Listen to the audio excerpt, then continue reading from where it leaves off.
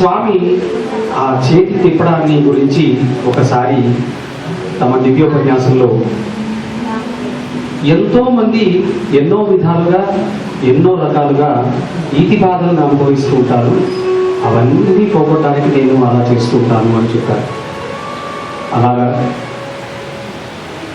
చక్కగా వరుసల్లో నడుచుకుంటూ వస్తూ చిలిపి కన్నుల పలుకరించు సాయి బాబా, వెన్నెలలే కురిపించు సాయి బాబా, పుట్టపర్తి వాసుడే సాయి బాబా, ఈశ్వరామ ముద్దు బిడ్డ సాయి బాబా.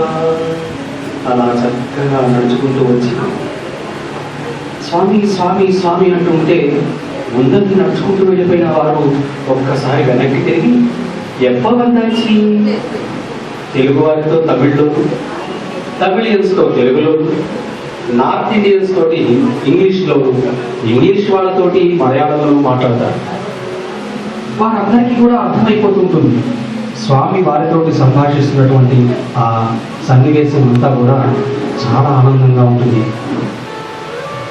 నెమ్మదిగా అందరి దగ్గర ఉత్తరాలు తీసుకుంటూ వాళ్ళని ఆశీస్సులు అందిస్తూ పురుషుల వైపు నుంచి వచ్చి మధ్య పోర్టికోలోకి లోపలికి ప్రవేశించి ఇంటర్వ్యూ రూమ్లోకి వెళ్ళారు స్వామి.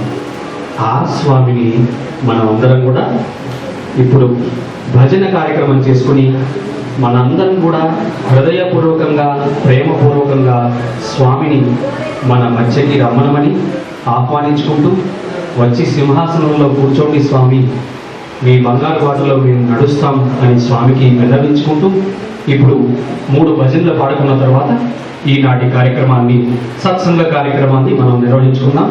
మీ అందరికీ కృతజ్ఞతలు. సాయిరామ్.